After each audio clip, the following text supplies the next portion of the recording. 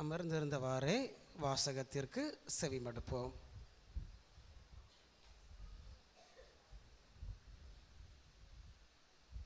இறைவாக்கினர் எசையா நூலிலிருந்து வாசகம். அதிகாரம் 61.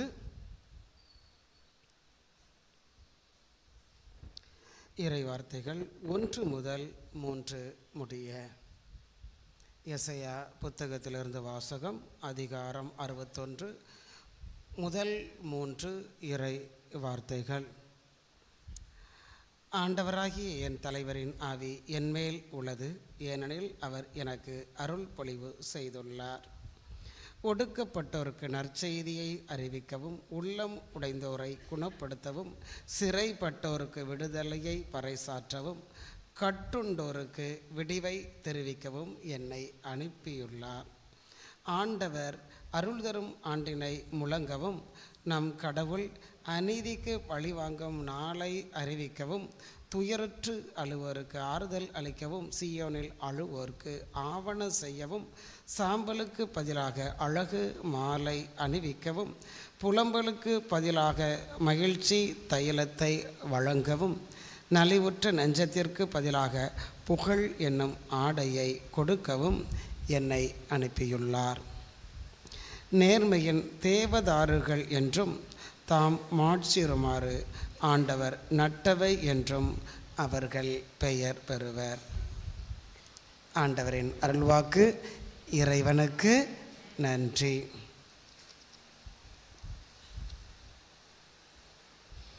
அன்புக்குரியவர்களே, இந்த நாளிலே நம்மை விட்டு சென்ற அடியார் தொம்மைராஜ் அவர்களுடைய குடும்பத்திற்கு என்னுடைய ஆழ்ந்த இரங்கலை நான் தெரிவித்துக் கொள்கின்றேன். எத்தனை நபர்கள் அவருடைய வீட்டிற்கு சென்றீர்கள் என்று எனக்கு தெரியாது. பதுவை பதியருடைய வாழ்வில் எந்த மனிதர் இறப்பை சந்தித்தாலும் அவர்களுக்கு ஆறுதல் கூறுவதில் முதன்மையான இடத்தை பெற்றவராக இருக்கின்றார். மனித வாழ்வில் பரிதவிக்கக்கூடிய உள்ளங்களுக்கு அவர் என்று எப்படி காவலாய் இருக்கிறார் என்ற தலைப்பில் சிந்திக்க இருக்கிறோம். இன்னைக்கு கொடுக்கப்பட்ட தலைப்பு என்ன? பரிதவிப்போரின் பாதுகாவலர். அவருடைய வாழ்வில் இந்த பட்டம் அவருக்கு கொடுக்கப்படவில்லை. அவருக்கு என்னதெல்லாம் கொடுக்கப்பட்டிருக்கு அப்படின்னு சொல்லி சொன்னால், காணாமல் போன பொருளை கண்டுபிடிப்பவர், கோடி அற்புதர், லீலிமறை கரங்களில் தாங்கியவர், தூய்மையின் அடையாளம், பிரான்சிஸ்கன் துறவற சபையின் ஒளிவிளக்கு, லிஸ்பன் மாநகரிலே பிறந்தவர், நற்கருணையின் நண்பர், விவிலியத்தை எடுத்துரைத்தவர், வேதம் போதிக்க சொல்லக்கூடியவர்களுக்கு அவர் தக்க ஆறுதல், மறைசாட்சியாக ஆசைப்பட்டவர். இப்படியெல்லாம் அவருக்கு பல பட்டங்கள் கொடுக்கப்பட்டிருக்கின்றன. ஆனால் பரிதவித்தோரின் பாதுகாவலர் என்ற பட்டம் அவருக்கு கொடுக்கப்படவில்லை.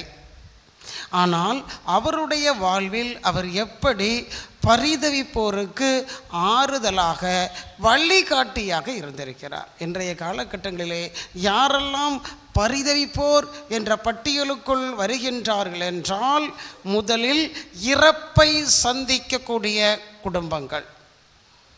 இறப்பை சந்தித்த குடும்பத்துக்கு தெரியும் அதனோட வேதனை என்ன என்று. ஒரு மனிதர் போகின்ற பொழுது கை காட்டி நிப்பாட்டுகின்றார் பதுவை அந்தோனியார். அருகில் இருக்கக்கூடிய நபர் இவரை முட்டாளாக்கும் விதமாக அவர் சொல்றது, செத்து போனவனா கொண்டு போகிறேன். அவர் சொன்ன வார்த்தை, அப்படியா, போகட்டும், ஒன்றுமே சொல்லலை, போகட்டும். போன இடத்துல என்னாச்சு, அவன் செத்து போயிட்டான். திருப்பி வந்து அழுகுறான், தெரியாமல் சொல்லிட்டு என்னை மன்னித்து விடுங்கள். அந்தோனியாருக்கு என்ன செய்வதென்றே தெரியவில்லை. நான் எந்த சாபமும் போடவில்லை, நான் எதுவும் சொல்லவில்லை, ஆனால் இறந்து விட்டான். இது இறைவனுடைய திருவுளமா? முதல் கேள்வி அவருக்குள் வருகிறது. இது இறைவனுடைய திருவுளமா? கடவுளுடைய திருவுளம் எந்த காலகட்டத்திலும் யாரையும் அழிப்பது அல்ல. ஆனால் அவருடைய தூய்மையும் அவருடைய அன்பும் கடவுளுக்கு உகந்ததாக இருந்ததால் அவரை ஏமாற்றியதாக நினைத்த அந்த மனிதன் ஏமாற்றப்பட்டவனாக மாறுகின்றான். பல நேரங்களில் நாமும் அடுத்தவர்களை ஏமாற்றுவோம். பைசா நம்மள்கிட்ட இருந்தாலும் என்ன சொல்லுவோம், அவங்க உதவிக்கு தான் வருவாங்க. இன்னும் ஒரு சிலர் இருக்காங்க, நான் அவங்கள சொல்லலை. பைசா இருந்தாலும் அடுத்தவங்கள்ட்ட வாங்கிட்டு ஆட்டையை போடுற குடும்பங்களும் இருக்கிறது, நான் இல்லைன்னு சொல்லலை. பைசா வாங்கிட்டு தர முடியாது என்று சொல்லக்கூடிய குடும்பங்களும் இருக்கின்றன. நிறையா சாமியார் எப்படி ஏமாறுவாங்கன்னா, என்னை சொல்ல நான் நிறைய ஏமாந்துருக்கேன். அழுது புலம்பும்போது யார் உண்மையாக சொல்கிறாங்க யார் பொய்யா சொல்கிறாங்கன்னு தெரியாமல் பல நபர்கிட்ட கொடுத்துட்டு, அவன்கிட்ட எஃபாய் போய் கொடுத்தீங்க, அந்த குடும்பத்தில் எஃபாதர் நம்மள்கிட்ட பேசும்போது இவங்கள மாதிரி ஒரு ஆள் பேசுவாங்களா என்று பேசுவது போல இருக்கும்.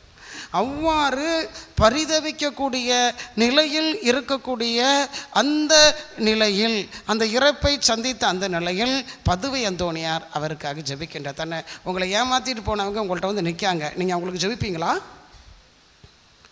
ஏமாற்றிட்டு போனவங்க உங்கள்கிட்ட வந்து நிற்காங்க, பச்சை அயோக்கியத்தினா துரோகம் பண்ணிட்டு போயிட்டாங்க, உங்கள் குடும்பத்துக்கு துரோகம் பண்ணிட்டு போயிட்டாங்க, உங்கள்கிட்ட வந்து நிற்காங்க, தெரியாமல் செஞ்சுட்டேன் எனக்கு உதவி செய்யுங்க. உங்களுக்கு துரோகம் செய்த குடும்பம் எப்படி இருக்கும்? அப்படியா, ஆண்டவர் மன்னித்தது போல் நான் உங்களை மன்னிக்கிறேன், உங்களுக்காக ஜெபிக்கிறேன்னு சொல்லி நீங்கள் ஜெபிப்பீங்களா? மனசை தட்டு சொல்லுங்கள். பதுவை அந்தோணியார் ஜெபித்தார். ஏனெனில் இறந்தது கெட்டவனாக இருந்தாலும் அவனுக்கு இருக்கக்கூடிய குடும்பத்தில் உள்ள எல்லா நபர்களும் கெட்டவர்களாக இருக்க வேண்டிய அவசியம் இல்லை. அவனை நம்பி இருந்த நல்லவர்கள், அவனை நம்பி இருந்த குழந்தைகள், அவனை நம்பி இருந்த அந்த குடும்பங்கள் வேதனைப்பட்டு விடக்கூடாது என்பதற்காக ஜெபித்தார், மன்னித்தார், அவர்களை அரவணைத்து கொண்டார், அவர்களுக்கு உயிர் கொடுத்தார். அவர் நினச்சிருந்தா இந்த பாவத்தை வாழ்நாள் முழுவதும் நினச்சிக்கிட்டு இருக்கணும், என் பேர் ஊடகம் ஃபுல்லாக தெரியணும், இவரை பகைச்சிக்கிட்டா இவற்றை ஏமாற்றிட்டா சாவுதான் உலகம் ஃபுல்லாக தெரியணும், செஞ்சுருக்கலாம். அவர் நினைத்தா செய்திருக்கலாம், என்னால் முடியாது போ. ஆனால் அவர் செய்யவில்லை. ஆனால் நம்மிடம் மன்னிப்பு கேட்கக்கூடிய மனிதர்களை நாம் மன்னிக்கின்றோமா? ஜான் குவால்பெட் உங்களுக்கு தெரியும்னு நினைக்கிறேன், மிகப்பெரிய புனிதர் ஜான் குவால்பெட். அவர் தன்னுடைய குடும்பத்தில் சகோதரனை கொலை செய்தவனை கொல்வதற்கு காத்து கொண்டிருக்கிறார். என்னை கேட்டு ஒருத்தன் என்கிட்ட மாட்டுவான். பழைய படங்களில் சொல்லுவோம்ல, இப்போ பழி வாங்குற கதை வேறு ஸ்டைல். பழைய படங்களா, அம்மா கவலைப்படாதீங்கம்மா, ஒரு நாள் அப்பாவை கொன்ன மாதிரி குடியிருந்த கோயில் எம்ஜிஆர் சொல்லுவார், அவனை துடிக்க துடிக்க கொல்லுவேன், அதுக்காக இவர் வாழ்ந்து கொண்டிருப்பார் எம்ஜிஆர். ஒரு பெரிய கதாநாயகன் பழி வாங்கும்போது நம்மளுக்கு அப்படியே உடம்புல புள்ள இருக்கும்ல, இல்லை சொல்லக்கூடாது, படம் பார்க்கும்போது அந்த டயலாக் வரும்போது புள்ள இருக்கிறது இயல்பு தான். அதே மாதிரி இவர் காத்து கொண்டிருக்கிறார். என்கிட்ட ஒரு நாள் மாட்டாமையா போவே, நண்பர்கள் எல்லாம் ஆயுதங்களோடு இருக்கின்ற பொழுது அந்த பையன் வந்து மாட்டிக்கிட்டான், சினிமா படம் போல். ஹி வாஸ் கார்னட், இந்த வார்த்தையை தான் ஹி வாஸ் கார்னட். ஆனால் எந்த இடத்துலையும் தப்பிக்காதபடி முக்கில் மாட்டிக்கிட்டான், வெளியே வர முடியாது, தப்பிக்கவே முடியாது. வாளை எடுத்தார், வாளை எடுத்து அப்படி குத்துனா அவ்வளோதான், கொஞ்சம் தூரம் தான், இவ்வளோ தான், அப்படி குத்துனா கதை முடிஞ்சு போச்சு. அப்படி இருக்கும்போது சினிமாவில் இருக்கிற கதாநாயகன் மாதிரி இருக்கும்போது அப்படி இருக்கார். கொன்னா கதாநாயகன், அந்த கதாநாயகன் பழி வாங்கிட்டா ஏற்றுக்கொள்ள, கதாநாயகன் கொலை செஞ்சால் ஏற்றுக்குருவாங்க, வில்லன் கொலை செஞ்சால் ஏற்றுக்கிற மாட்டாங்க, உண்மை தானே? கொன்னுட்டா கதாநாயகன். இன்னும் கொஞ்சம் சொன்னால் கொஞ்சம் அசிங்கமாக இருக்கும், வேண்டாம், கொன்னுட்டா கதாநாயகன். அப்படி ஓங்கும்போது அவன் காலில் விழுறான், கதறுகிறான், வேதனைப்படுகிறான். என்னை விட்டுருங்க, உங்களுடைய மீட்பர் என்மேல் இரக்கம் காட்டுவாராக, உமது மீட்பருடைய இரக்கம் உங்கள் இதயங்களில் பொங்கி வழியாதா என்று நான் கெஞ்சி கேட்கிறேன். காலை பிடிச்சி வணங்குறான். சகோதரனை கொன்னவன் எப்படி இருக்கும்? கொலை பண்ணவன். அந்தோணியார் வந்து அவரை ஏமாத்துறதையும் கொலை பண்ணவன். அழுத உடனே இவருக்கு என்ன செய்வன்ற தெரியவில்லை. கொஞ்சம் தூரம் இவ்வளோதான், அப்படி அடித்தா முடிஞ்சு போயிடும், ஒரே கொத்து முடியலை. அப்படி வாழை கீழே போட்டு அவனை தூக்கி கட்டி அணைத்து முத்தமிடுகிறார். பக்கத்தில் இருந்த ஒரு கோயிலுக்கு பிறகு இவனை விட்டுருங்கன்னு போயிட்டார். கோயிலுக்கு போய் பாடுபட்ட ஆண்டவரை பார்க்கிறார். பாடுபட்ட ஆண்டவருடைய சுரூபத்தின் கண்கள் இவரை உற்று நோக்கின. அப்போ நான் செஞ்சது சரிதான், நான் தப்பு பண்ணியிருந்தா கடவுள் என்ன அவரோட முகத்தை திருப்பிக் கொள்வார். நாம் பாவம் செய்தோம் என்றால் கடவுள் அவருடைய இனிய முகத்தை நமக்கு காட்ட மாட்டார். நான் போய்கொண்டிருக்கக்கூடிய வழி சரி, நான் மன்னித்தது சரி, அவனை கொல்லாமல் விட்டது சரி. அவரை மன்னித்து விடுகிறார். பின்னால் துறவியாக மாறுகின்றார். நாம் நம்மள்கிட்ட வர்றவங்களை மன்னித்து விடுகிறோமா? பதுவை அந்தோனியார் யார் மன்னிப்பு கேட்டாலும் மன்னிக்கக்கூடியவராக இருந்தார். எந்த இடத்திலும் அவர் மன்னிக்கக்கூடியவராக இருந்தார். எனவே பழிவாங்கும் உணர்வு உள்ளவர்களுக்கு அவர் தரக்கூடிய செய்தி, பழி வாங்காதீங்க, பாவத்தை கட்டி கொள்ளாதீர்கள். அப்படி நீங்கள் செஞ்சிட்டிங்கன்னா உங்களுக்கும் அவனுக்கும் என்ன வித்தியாசம்? உங்கள் துரோகம் பண்ணா நீங்கள் கொலை பண்ணிட்டீங்க. எத்தனை நேரம் அவங்க பேரை கெடுக்கிறோம். நம்மளுக்கு பிடிக்காத குடும்பம், நம்ம வீட்டில் உள்ள பிள்ளைகளை தப்பாக பேசிட்டாங்க அப்படின்னு சொல்லிட்டு பொம்மி எழும்புகிற நாம் உங்கள் வீட்டு பிள்ளைகளோட அதிகமாக தப்பாக பேசி கேவலப்படுத்தினா கோபம் நம்மளுக்கு வருமா வராதா? வரணும். ஆனால் அடுத்த வீட்டு பிள்ளைகளை பற்றி அடுத்தவங்க பேசும்போது ஏன் உங்களுக்கு கோபம் வர மாட்டேங்க? உங்களுக்கு ஏன் கோபம் வர மாட்டேங்க? நல்லா இருக்குல்ல அடுத்த வீட்டு கதையை பேசுகிறதுக்கு. உங்களுக்கு ஒரு விஷயம் தெரியுமா? அந்த கதை தெரியும்ல? தெரியுமா தெரியாதா? தெரியாது. நீங்கள் எப்படி தான் சொல்லுவீங்கன்னு தெரியும். நான் சொன்னதுக்கப்புறம் இந்த கதை தான் எங்களுக்கு தெரியுமேன்னு சொல்லுவீங்கன்னு எனக்கு தெரியும். ஒரு பொம்பளை பெஞ்சில் இருந்துக்கிட்டு பஸ்ஸில் கடைசியில் இருக்கிற பெஞ்சில் உள்ள பொம்பளைகிட்ட சொன்னாலாம், மதனி உங்களுக்கு விஷயம் தெரியுமா? ராசாத்தி மகன் அமளி மகளை கூட்டிட்டு ஓடிட்டாளாம். எப்பமா நடந்துச்சு? நேற்று தானே நான் பார்த்தேன்.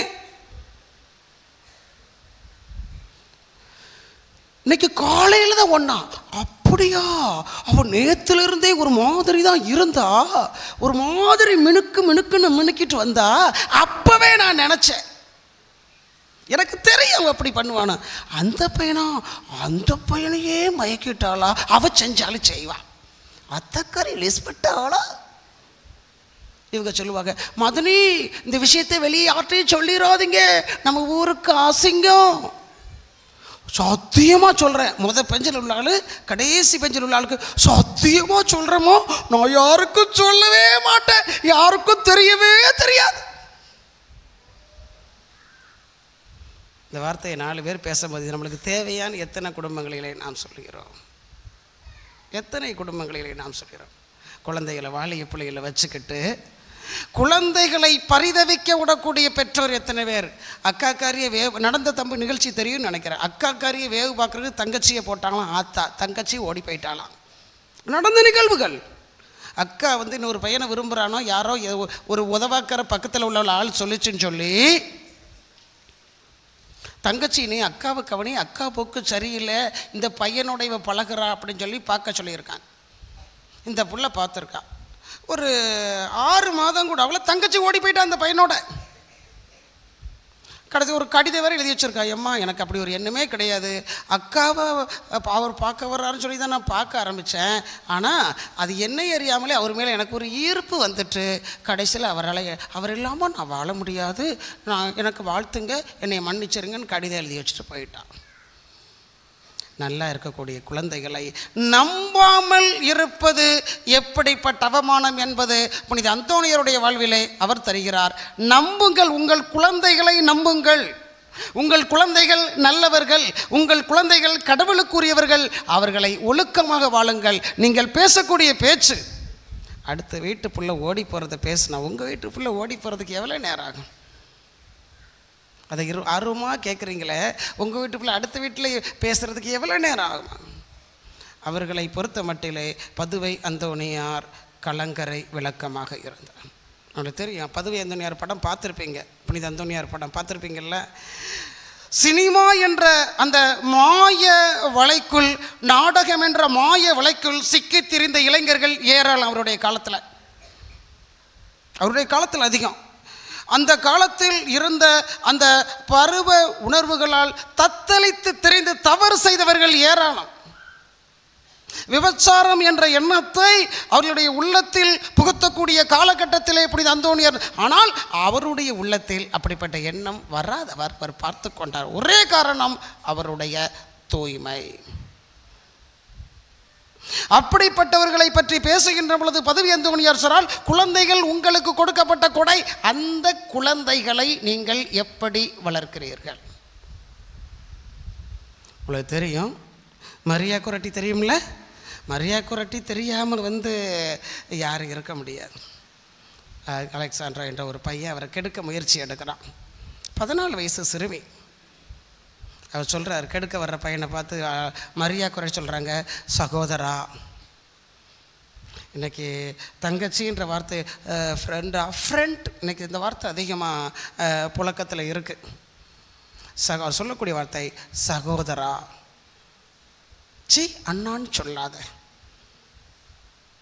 இல்லை, கடவுள் நம்மை பார்த்து கொண்டே இருக்கிறார், என்னை தவறு செய்ய தூண்டாதே, கடவுள் நம்மை பார்த்து கொண்டே இருக்கிறார்.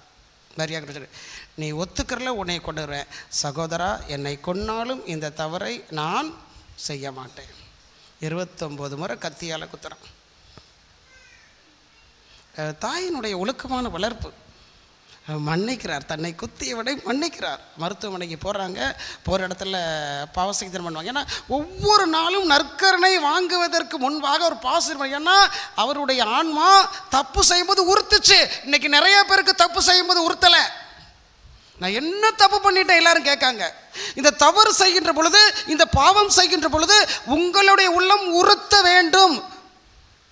உறுத்தவில்லை என்றால் நீங்கள் சாவான பாவத்தில் வாழ்ந்து கொண்டு இருக்கிறீர்கள். ஒரு என்ன பாவம் செஞ்சுட்டே நீங்கள் நினச்சிங்கன்னா, எவ்வளவு பொய் சொல்கிறோம், அடுத்த குடும்பத்தை பற்றி தப்பாக நினைக்கிறோம், அவன் நாசமாக போடுன்னு நினைக்கிறோம், சில நேரம் பிடிக்கல நான் செத்து போயிரு நினைக்கிறோம், சண்டை போட்டால் அவன் நல்லா இருக்கக்கூடாதுன்னு நினைக்கிறோம். இது தவறு, இது பாவம்.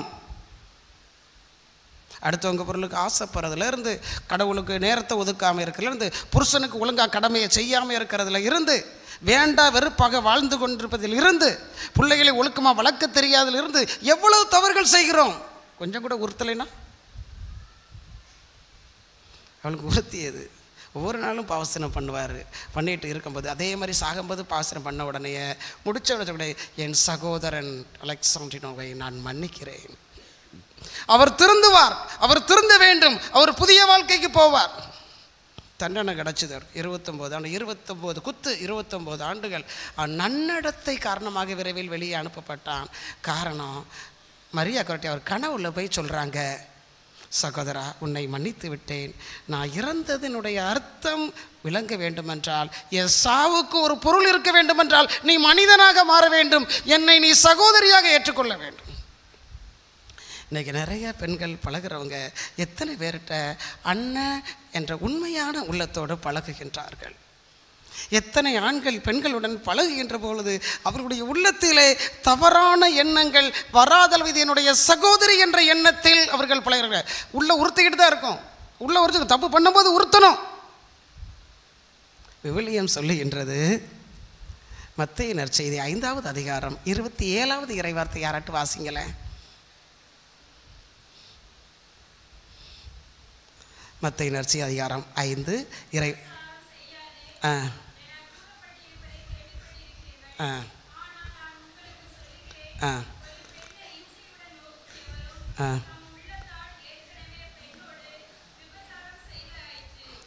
இன்னைக்கு எவ்வளவு நபர்கள் அடுத்தவர்களை தவறாக பார்க்கின்றார்கள்.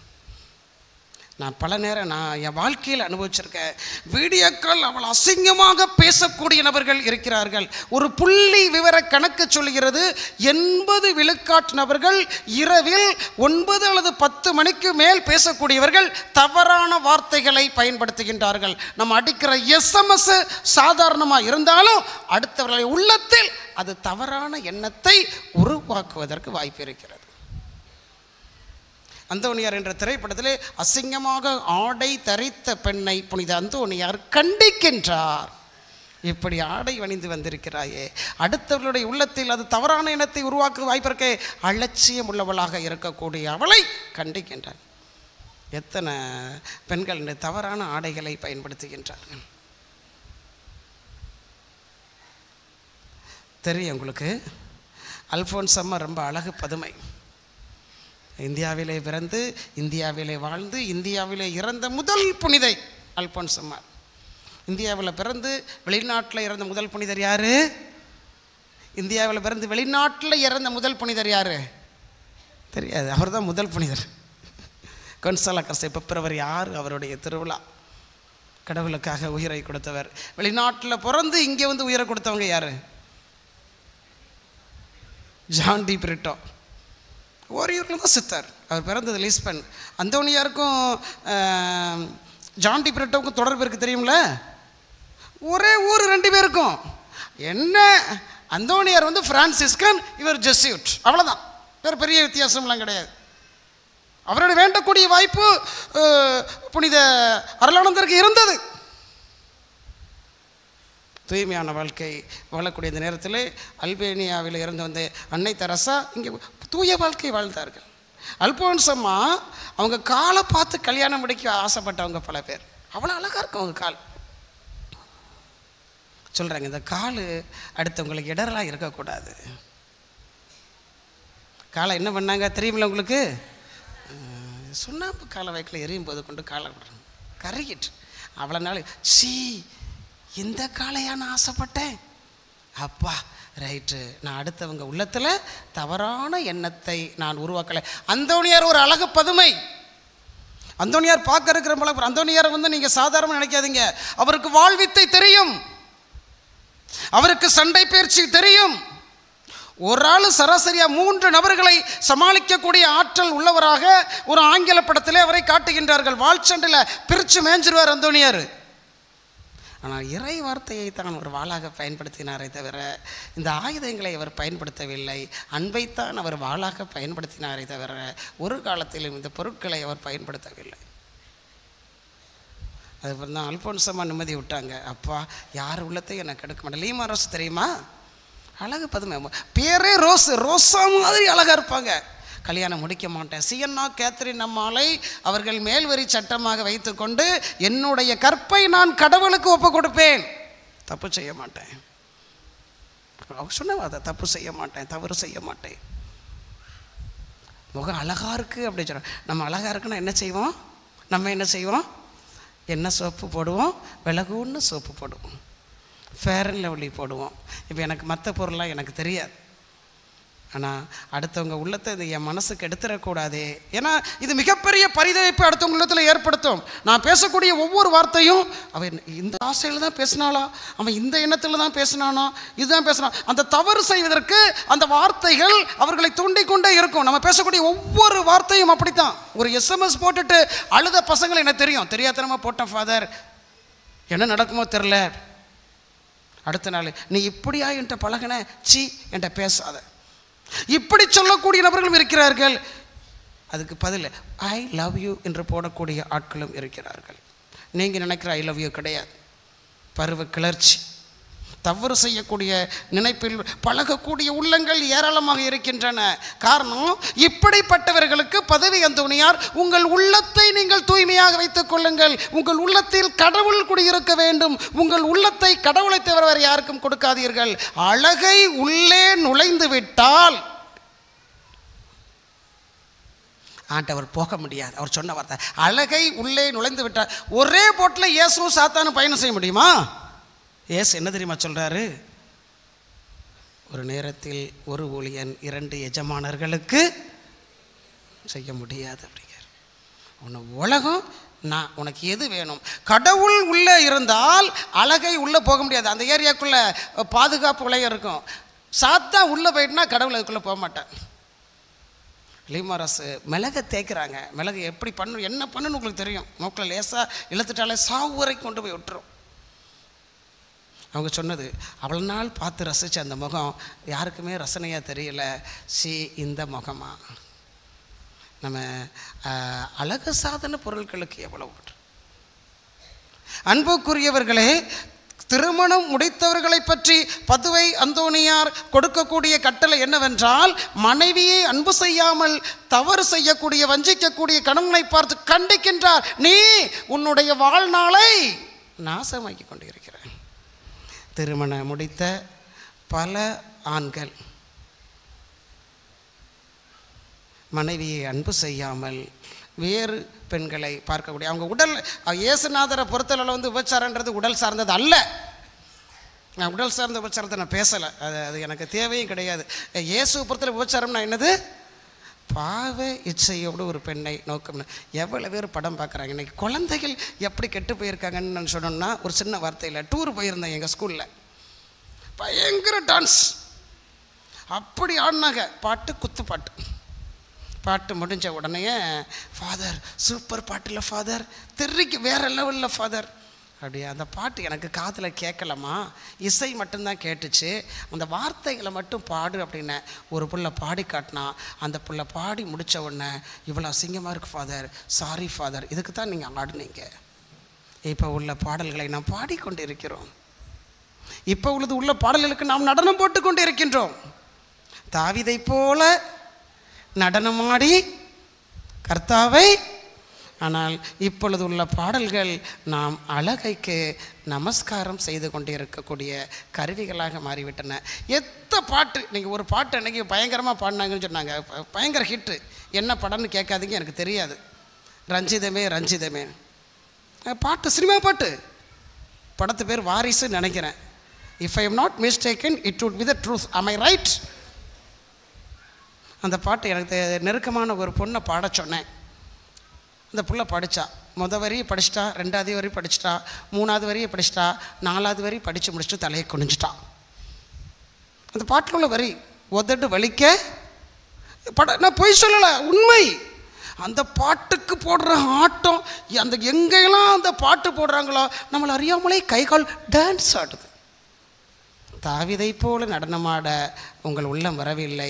ஆனால் தவறான வரிகளுக்கு நாம் தாளம் போட்டு கொண்டு இருக்கின்றோம் என்றால் நாம் பரிதவித்து கொண்டு இருக்கின்றோம். அந்த பாவத்தின் வலையிலே நாம் விழுந்து கொண்டு இருக்கிறோம் என்பதை நாம் மறந்துவிடக்கூடாது. பதுவை அந்தோணியார் இப்படிப்பட்ட எண்ணங்களுக்கு இடம் கொடுக்கவில்லை. அழக ஓடி வரும்போது என்ன செஞ்சார் தெரியுமா? அவரு சிலுவை அடையாளம் இருந்தால், சிலுவை துன்பத்தின் அடையாளம் மட்டுமல்ல, சிலுவை நமது மீட்பின் அடையாளம். இந்த துன்பத்தின் வழியாக மீட்பு உண்டு என்பதை நாம் அந்த அழகையோடு போராட வேண்டுமே தவிர, அழகை சொல்றதுக்கு நல்லா தான் இருந்துச்சு, தப்பு பண்ணிட்டோம். எப்படி இருக்குது? எத்தனை பெண்கள் ஏன்டா இந்த இவரை கல்யாணம் முடிச்சோம்னு சொல்லி அழுதுகிட்டு இருக்காங்க. இவரை போய் கல்யாணம் முடிச்ச வெளியே சொல்ல முடியல. எத்தனை ஆண்கள் போய் இவ்வளோ கல்யாணம் முடிச்சோமே, பல நபர்கள் வெளியே சொல்ல முடியல. அப்போ எதுக்கு கல்யாணம் முடிச்சிங்க அப்படின்னு கேட்டோம்னா, தெரியாமல் முடிச்சிட்டோம். தெரியாமல் ஏன் பிடிச்சிங்க? அதுதான் ஃபாதர், தெரியாமல் முடித்து விட்டோம். அன்புக்குரியவர்களே, முடிச்சிட்டீங்க, உங்கள் பிள்ளைகளுக்காக உங்கள் வாழ்வை மாற்றிக்கொள்ளுங்கள். அதுக்கு தான், பிள்ளைகளுக்காக தான் ஃபாதர் நாங்கள் வாழ்ந்துக்கிட்டு இருக்கோம். சரி, உங்கள் மனசை கொஞ்சம் மாற்றிக்கிற வேண்டியதானே அப்படின்னு கேட்டால் ட்ரை பண்ணுறேன் ஃபாதர். ஆனால் பல நேரம் வீட்டில் அவங்க பேசுகிற பேச்சை, கணவனுக்கு மகிழ்ச்சியை கொடுக்காத பேச்சுக்களை ஒரு மனைவி பேசுகின்றாள் என்றால், எல்லா குடும்பத்திலும் இருக்குது. புருஷனுக்குள்ள சொந்தக்காரங்க வந்தால் வயிறு எரியும், ஆனால் பொண்டாட்டிக்குள்ளே சொந்தக்காரங்க வந்தால் கறி வீட்டில் நல்லா நடமாடும். எல்லா வீட்டிலையும் இருக்குது, இல்லைன்னு சொல்லக்கூடாது. இவங்க அக்கா தங்கச்சி வந்தாங்கன்னா அன்னைக்கு கறி, அவங்க வந்தாங்கன்னா என்னைக்கு போகவான்னு கேட்டு சொல்லுங்க. மனது, கணவனுடைய மனம் எவ்வளவு பரிதவிக்கும். இல்லை அம்மா புருஷனோட வீட்டுக்கு இருந்து ஆள் வந்திருக்காங்கன்னா புருஷன் நிறைய வாங்கிக்கொண்டு இவ்வளோ செய் அப்படின்னு சொல்லும்போது, உங்கள் வீட்டில் வரும்போது சரி சும்மா ரசத்தை போட்டு கொடுன்னு சொன்னால் உங்கள் மனசு எப்படி பரிதவிக்கும், எவ்வளோ கஷ்டப்படும். சில பேர் இருக்காங்க, அண்ணன் வந்தாலும் கிடையாது, மாமி வந்தாலும் கிடையாது, சாமி வந்தாலும் கிடையாது, ஒன்றும் கிடையாது, பிரச்சனையே இல்லை. பதுவை அந்தோணியார் தம்மை நாடி வந்த மக்களுக்கு தான் உணவு உண்ணாவிட்டாலும் ஒருவேளை உணவாவது கொடுத்து அனுப்பாத பழக்கம் அவருடைய இருந்ததே இல்லை. அவர் என்ன வேலை பார்த்தார் தெரியுமா? வாயிற்காப்பவன் வேலை. யாராட்டு வந்தாங்க, மணி அடித்தாங்கன்னா கதவை திறந்து விடணும், அவங்கள உறவேற்று உட்காரச்சு சாப்பாடு இருந்தால் கொடுக்கணும். பிரான்சிஸ்கன் வந்தபோது அவங்க சாப்பிட்றாங்களோ இல்லையோ வர்றவங்களுக்கு சாப்பாடு கொடுக்கணும். பல முறை பதுவை அந்தோணியார் சாப்பிடக்கூடிய அந்த நேரத்திலே யாராவது வந்தார்கள் என்றால் அவருடைய உணவை கொடுப்பார்களே தவிர அடுத்தவங்களை பசியோடு அனுப்ப மாட்டார். எனக்கு தெரியும், சில குடும்பங்கள் தெரியும், வர்றாங்க வீட்டை பொட்டிட்டு ஓடிட்டு போன குடும்பங்கள் உண்டு. வந்தால் ஒரு வாரம் இருந்துருவாமா, இருந்துடக்கூடாதுப்பா, பரிதவிப்பவரின் பாதுகாவலரை நாம் கொண்டாடி கொண்டு இருக்கின்றோம். ஆனால் அவங்கள பூட்டிகிட்டு போயிட்டு அவங்க வந்து வருவாங்க, வந்துடுறேன் இப்போ வந்துடுறேன் வரமாட்டாங்க. அவங்க போயிடுவாங்க, பரிதவித்தோடு போவாங்க, வேதனையோடு போவார்கள். நாம் எப்படிப்பட்ட வாழ்க்கை வாழ்ந்து விடுகிறோம்? பதுவை அந்தோணியார் நமக்கு தரக்கூடிய செய்தி என்ன? மூன்றாவதாக பதுவை அந்தோணியார் தான் செய்த அனைத்து செயல்களுக்கும் பொறுப்பை ஏற்றுக்கொண்டார். பிப்ரவரி 19 யாருடைய திருவிழா தெரியுமா? பிப்ரவரி 19 பிப்ரவரி 19 யாருடைய திருவிழா? யாருக்கு தெரியும்? லூர்து மாதாவா? அப்புறம் 11 பிப்ரவரி 11 யார் திருவிழா? லூர்து மாதா. சாரி ஃபாதர், உங்களை எனக்கு ரொம்ப பிடிச்சிருக்கு. ஐ லவ் யூ ஸோ மச். உங்கள் எஃபர்ட் எனக்கு பிடிச்சிருக்கு. நீங்கள் நினைக்கிற ஐ லவ் யூ கிடையாது. திருவிழியத்தில் இயேசு பல நேரங்களில் வெளிப்படுத்தக்கூடிய வார்த்தை I love you as my father loved me. என் தந்தை என் மீது அன்பு கொண்டுள்ளது போல நானும் உங்கள் மீது அன்பு கொண்டுள்ளேன். ஆங்கிலத்தில் தான் இந்த இப்போ லவ்ன்ற வார்த்தை இருக்க, அந்த வார்த்தை இயேசுக்கு தெரியும்.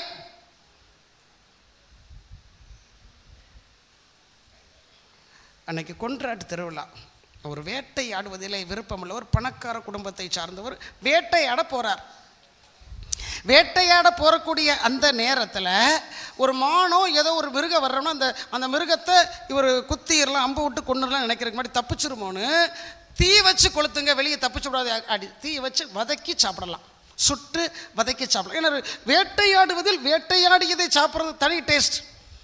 கடலுக்கு போய் சூப்பராக மீனை பிடிச்சி கடல்லையே வெட்டி அப்படி வதக்கி உப்பு போட்டு வதக்கி எண்ணெயை வச்சு வதக்கி புட்டிச்சு அப்படி துடிக்க துடிக்க வெட்டி சாப்பிட்றது எவ்வளோ டேஸ்ட்டு. யாருக்காட்டு சாப்பிட்டு பார்த்துருக்கீங்களா? நீங்கள்லாம் மீனவர்கள், நான் சாப்பிட்ருக்கேன்.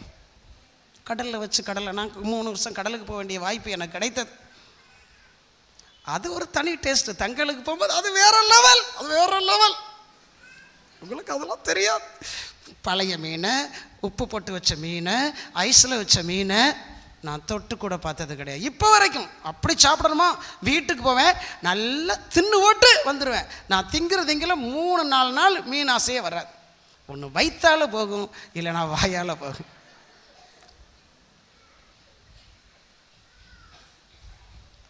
தீய வச்சு கொளுத்திட்டாரு. அந்த இடம் ஃபுல்லாக பரவிட்டு எல்லா இடமும் ஒரே தீ. ஆனால் இவரை பிடிப்பதற்கு முன்பாக ஒரு சராசரி மனிதனை பிடித்து இவன்தான் தீ வைத்தவன் என்று கூறி அவனை சாவுக்கு தீர்ப்பிட்டார்கள். உங்களுக்கு மரண தண்டனை கிடைக்கும்னு சொல்லி சொன்னா நீங்க என்ன செய்வீங்க? இன்னொருத்த மாட்டிக்கிட்டான், வசமா இன்னொருத்த வந்து மாட்டிக்கிட்டான், என்ன செய்வீங்க நீங்க? சத்தம் காட்டாம அப்படியே இருந்து அவன் நாசமா போனாலும் பரவாயில்லை, நம்ம செத்து போயிடுவோம், அமைதியா இருக்க. இவருடைய உள்ளம் குத்தியது, இவருடைய உள்ளம் வேதனைப்பட்டது. நான் செய்த தவறுக்கு அவன் எதற்காக தண்டனை அனுபவிக்க வேண்டும்? நான் தான் தண்டனை அனுபவிக்க வேண்டும். நேரா போறாரு, சொல்றாரு, நான் தான் தீ வச்சேன், அவனை விட்டுருங்க, இதற்குண்டான இழப்பை நான் செய்து விடுகிறேன். சொத்துக்களை எல்லாம் விற்று அந்த இழப்பை சரி செய்தார். சொத்து கரைஞ்சு போச்சு. நான் இனி இந்த உலகத்தில் இப்படி வாழக்கூடாது, துறவியாக மாறி போகிறார்.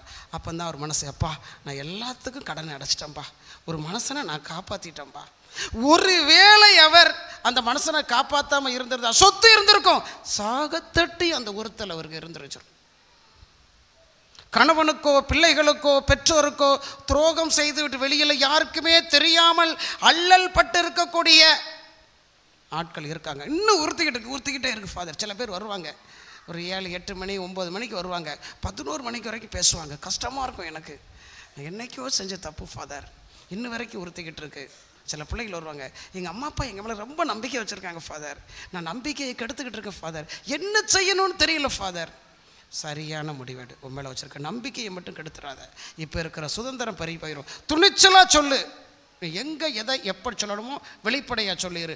இல்லை வாழ்நாள் முழுதும் உன்னை உறுத்தி கொண்டே இருக்கும். அவருக்கு உறுத்தியது வெளியே வந்துட்டார். எல்லா மக்களிடமும் அன்பாக இருப்பது எப்படி என்று கற்றுக்கொண்டு அந்த மனுஷனை காப்பாற்றிட்டு இவர் வாழ்வையும் காப்பாற்றி கொண்டார். நம்ம செஞ்ச தப்புக்கு அடுத்தவங்க மேலே எவ்வளோ நேரம் பழி போடுறோம்? சில குழந்தைகள் நீ போடுது. அவன் தாங்க ஸ்கூலில் இருக்கும்போது நான் போகும்போது எதுக்கு அவன் அடிச்ச, அவன் கெட்ட வார்த்தை போட்டான் சொல்லுவாங்க பசங்க. இல்லை நீ எது கெட்ட வார்த்தை போட்ட, அவன் நேற்று போட்டான், இவன் முந்தா நாள் போட்டான்.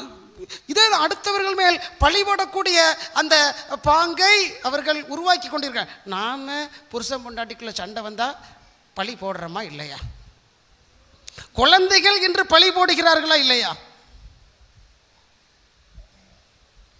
என்று நாம் செய்யக்கூடிய தவறுகளை ஏற்றுக்கொள்ள போகிறோம். பதுவை அந்தோணியார் கடன் நிவாரண சட்டம் என்ற ஒரு சட்டத்தை 1231 எழுதினார்.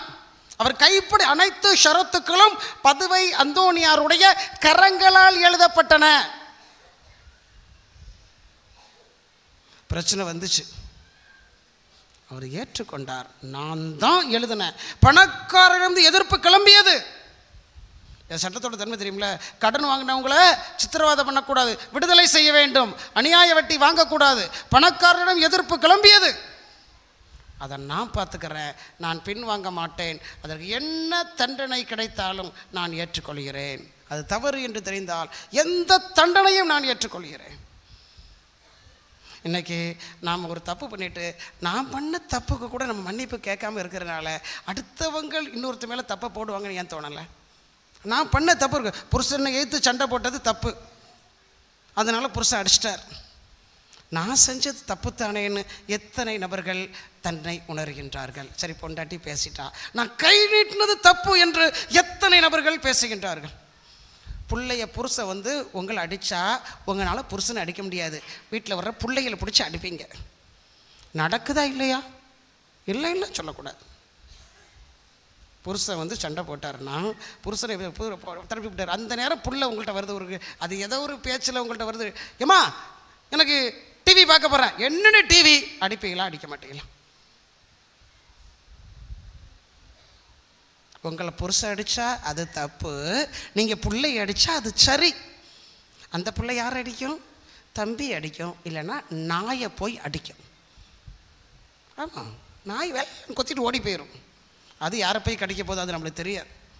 செம்பை எத்தி விட்டதெல்லாம் நான் பார்த்துருக்கேன். டென்ஷனில் போகும்போது அம்மா அடித்த உடனே அடி வாங்கிட்டு போகிற பிள்ளை அம்மாவை அடிக்க முடியாது. செம்பு இருக்கும், செம்பை ஒரு எத்து செம்பு போய் விழும், ரொம்ப தூரத்தில் போய் விழும். பார்த்துருக்குறேன். என்ன எப்படி எழுதும்? அவன் வரட்டும் புருஷன் அடிச்சுட்டு போயிருப்பால, அவர் வரட்டும் சொல்ல முடியல, அவன் வரட்டும். ஏன்னா இளிச்சவாயனத்தான சண்டை போடுவான். பதுவை அந்தோணியார் ஏழைகளிடம் ஒருபோதும் அவர் கோபத்தை காட்டியதில்லை. அவர் பணக்காரர்கள் மேல் அவர்கள் செய்த தவறுகள் மேல் அவர் கோபத்தை காட்டினார். வலு உள்ளவர்கள் மேல் அவர் கோபத்தை காட்டினார். வலுவற்றவர்களை அவர் ஆதரித்தார். இயேசு எதுக்கு வந்தார் இந்த உலகத்துக்கு? வலுவற்றவர்களுக்கு திடன் கொடுக்க, ஏழைகளுக்கு நற்செய்தி அறிவிக்க, சிறைப்பட்டோருக்கு விடுதலையை பறைசாற்ற, அதற்குத்தான் இயேசு வந்தார். ஏனெனில் ஆண்டவருடைய ஆவி அவர் மேல் இருந்தது என்ற அந்த அதிகாரத்தை அவர் வாசித்த பொழுது அனைத்து கண்களும் அவரை உற்று நோக்கின. காரணம் அவருடைய செயல்கள் அப்படி இருந்தன. புருஷன் சண்டை போட்டால் புருஷன்ட்ட சண்டைக்கு போகணும், அதை விடுங்க. புருஷன் பொண்டாட்டி சண்டை வேண்டவே வேண்டாம். ஒருத்தன் வலுவான ஒருத்தன் சண்டைக்கு வந்தான்னா நம்ம அடங்கி போயிடுறோம். இல்லைன்னு சொல்லுங்களேன். நம்மள்கிட்ட ஒரு பொம்பளை ஊரில் இல்லாத கதையெல்லாம் பார்த்து சண்டைக்கு வருவா, கெட்ட கெட்ட வார்த்தைகள் பேசுவா. அவள்கிட்ட நீங்கள் சண்டைக்கு போயிருங்க, பார்த்துருவோம். சாத்திடியாத்து கேவலப்படுத்திடுவாப்பா, வாயா சுண்ணாம்பு காலவாய். அப்படியா மதினி? சரி மதினி.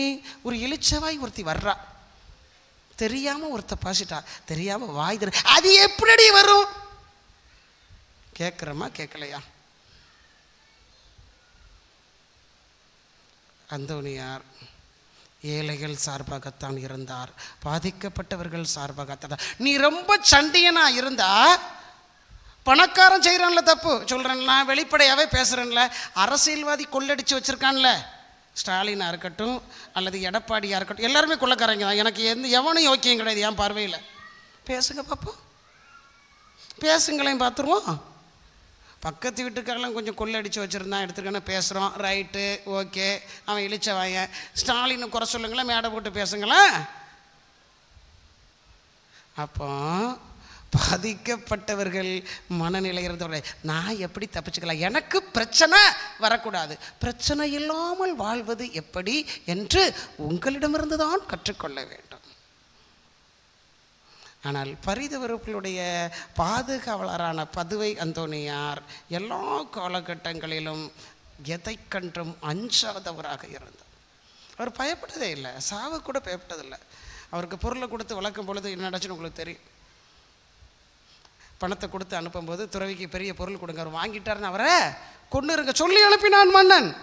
உன் பொருள் எனக்கு நான் போடா, நீயே வேண்டான்னு சொல்லிட்டேன், உன் பொருளை குப்பையில் கொண்டு போடு, அப்புறம் மன்னிப்பை வேண்டுகின்ற. அன்புக்குரிய இறை மக்களே, அடுத்ததாக இறுதி கட்டத்தில் சாவை நோக்கி எதிர்நோக்கி கொண்டு இருக்கக்கூடியவர்களுக்கு பதுவை அந்தோணியார் எப்படி இருந்தார்? சாக போகிறவங்களுக்கு எப்படி? அவங்களுக்கு தீஸ்மாஸ் இந்த வார்த்தையை கேள்விப்பட்டிருக்கீங்களா? தீஸ்மாஸ் இந்த வார்த்தையை கேள்விப்பட்டிருக்கீங்களா? தீஸ்மாஸ், சரி மாற்றி சொல்ல, புனித தீஸ்மாஸ் இப்போ கேள்விப்பட்டிருக்கீங்களா? எங்கேயோ கேட்ட மாதிரி இருக்குல்ல? உங்களை எனக்கு ரொம்ப பிடிச்சிருக்கு, நல்ல வார்த்தையை கேட்ட மாதிரி இருக்குது, அது வரைக்கும் சந்தோஷம். விஜய் இந்த வார்த்தையை கேள்விப்பட்டிருக்கீங்களா? விஜய் விஜய் நடிகர் விஜய், தளபதி, தலை. என்ன உலகமையா இது! முதல் புனிதர் என்று அழைக்கப்படக்கூடிய தீஸ்மாஸ் நல்ல கல்வன். அவன் தப்பு செஞ்சுட்டான். கல்வர் என்று கொலை கூட செய்திருக்கலாம் என்று கருதப்படுகிறது. கொலை கூட செய்திருக்கான். வலது பக்கம் ஒரு கல்வனும் இடது பக்கம் ஒரு கல்வனுமாக அவரை நடுவில் சிலுவையில் அறைந்தார்கள் என்று விவிலியம் சொல்லுகிறது. ஆனால் இடது பக்கம் அறையப்பட்ட கல்வன் அவரை சபித்தான், பழித்துரைத்தான், தன்னுடைய தவறை ஏற்றுக்கொள்ளவில்லை. வலப்புறம் அறையப்பட்ட அந்த கல்வன், நீ செய்கிற நியாயமா? நீயும் அதே தீர்ப்புக்குத்தானே ஆளாகி இருக்கிறாய். நாம் தண்டிக்கப்படுவது முறை, ஆனால் அவர் எந்த குற்றம் செய்யவில்லையே. அந்த வடித்த ஒரே ஒரு சொட்டு கண்ணீர், அவனுடைய கண்ணில் இருந்து வடிந்த ஒரு சொட்டு கண்ணீர், தன்னுடைய பாவத்தை நினைத்து அழுத ஒரு சொட்டு கண்ணீர், ஐயா நீர் வான்வீட்டில் இருக்கின்ற பொழுது என்னை நீர் நினைவு கூர்ந்தருளும். அப்பொழுது இயேசு சொன்ன பதில், இன்றே நீ என்னோடு வான்வீட்டில் இருப்பாய். எவனுடைய பாவங்கள் மன்னிக்கப்பட்டதோ அவன் பேறு பெற்றவன், எவனுடைய பாவங்கள் மறக்கப்பட்டதோ அவன் பேறு பெற்றவன். திருப்பா 51. கடவுள் வேறு எதுவும் கிடையாது, கடவுளுக்கு தேவை வேறு எதுவும் கிடையாது. கடவுளுக்கு தேவை நொறுங்குண்ட நெஞ்சமே. ஆறுதலை எதிர்பார்த்து கொண்டு இருக்கக்கூடிய பல நபர்களுக்கு ஆறுதல் கொடுப்பதற்கு என்ற ஆள் இல்லை. குத்தி குடைகிறாங்க. என்னைக்கோ நடந்த ஒரு இதை குத்தி குடைஞ்சிக்கிட்டே இருக்கிறது.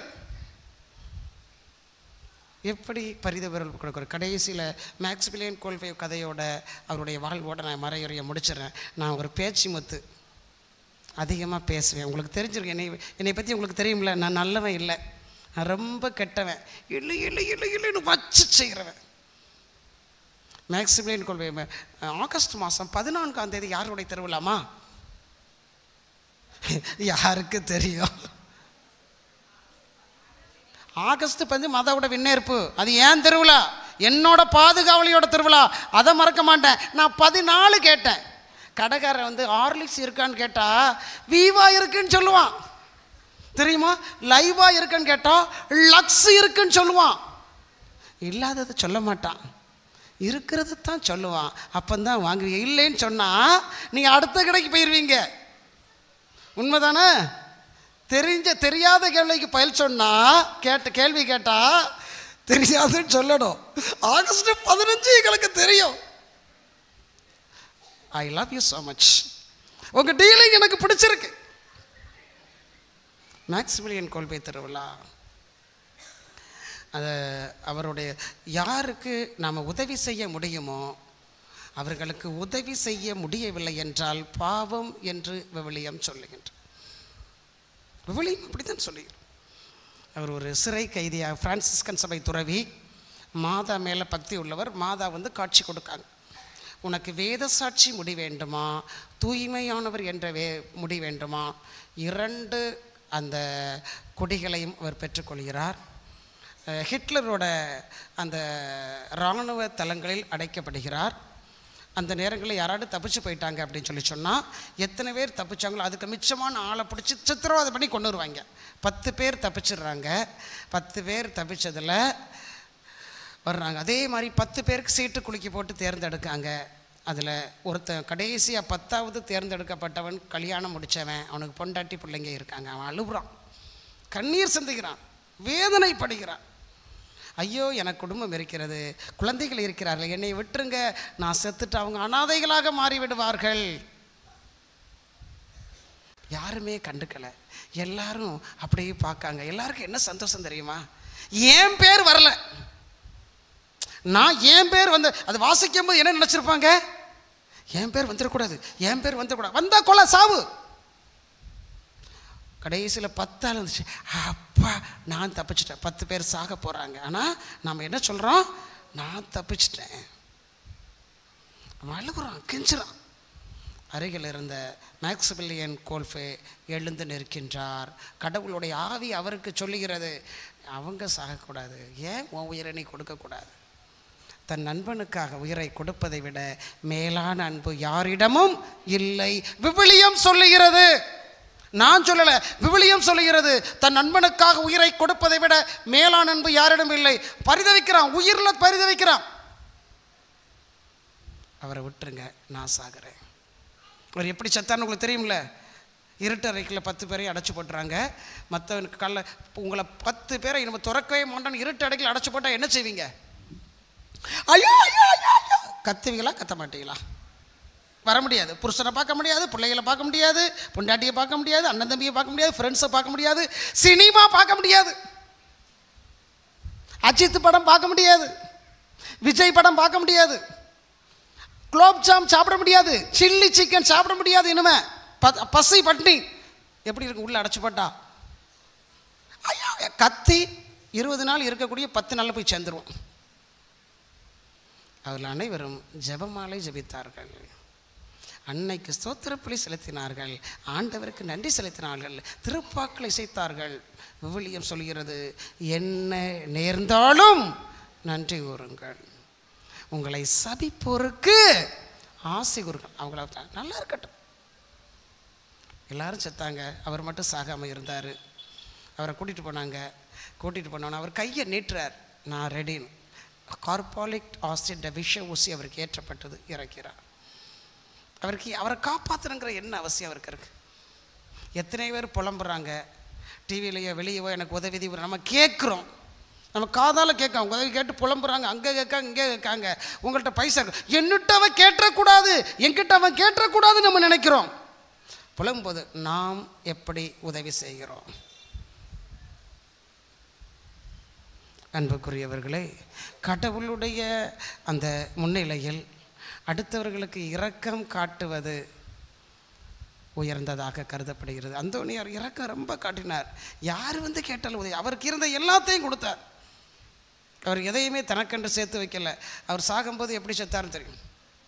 இறுதியாக பதுவை அந்தோனியாருடைய திருவிழாங்கிறதுனால பதுவை அந்தோனியாருடைய பரிதவிப்பு எப்படிப்பட்டது என்பதை காட்டிடு.